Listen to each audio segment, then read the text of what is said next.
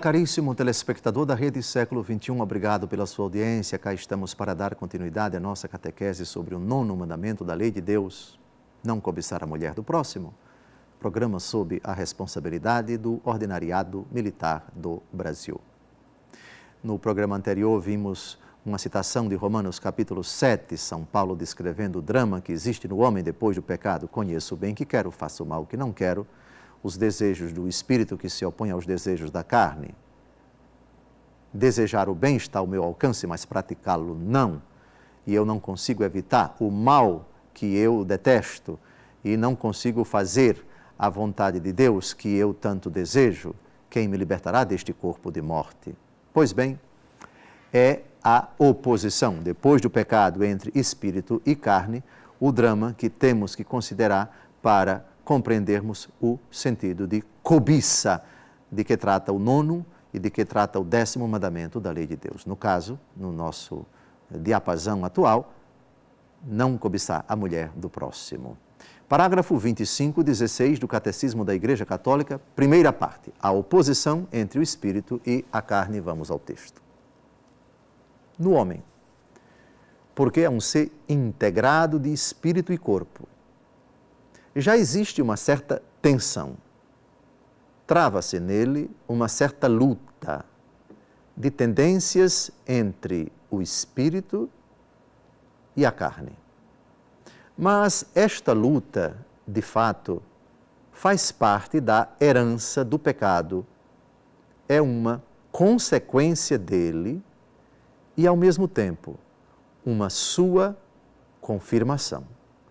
Faz parte da experiência cotidiana do combate espiritual. Repito, antes do pecado, já dissemos isto em outros programas, antes do pecado de Adão e de Eva, o homem era impassível, ou seja, ele não sofria com essas tensões, porque não havendo a malícia, não havendo o pecado, havia uma perfeita integração entre os desejos do espírito e os desejos da carne. Depois do pecado, tudo ficou alterado. Assim, carne e espírito em oposição é uma cruel consequência do pecado e, mesmo com a graça de Cristo, mesmo santificado, enquanto o homem peregrina nesta vida, ele estará sujeito sempre a esta cruel realidade. Os desejos do espírito se opõem aos desejos da carne. Quando falamos de espírito, o homem inclinado para Deus. Quando falamos carne, o apetite do homem que o inclina para aquilo que se opõe aos ditames da razão humana. E nós temos que conviver com esse drama até ao fim da vida. Quem me libertará deste corpo mortal? Quem me libertará deste drama, diz o apóstolo Paulo. Quem me livrará deste corpo que me acarreta a morte? Romanos 7:24. A conclusão dele é: graças sejam dadas a Deus por Jesus Cristo, nosso Senhor.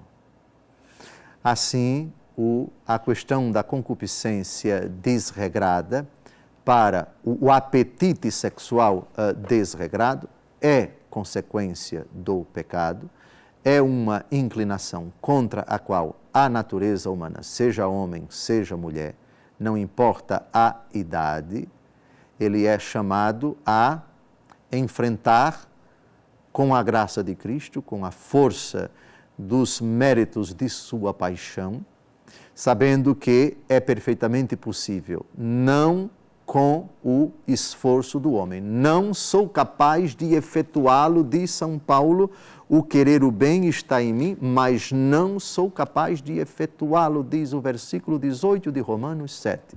O homem é incapaz, por suas próprias forças, de domar, de sublimar suas concupiscências. Com a graça de Cristo, porém, ele pode subordinar, submeter os desejos da carne aos desejos do Espírito.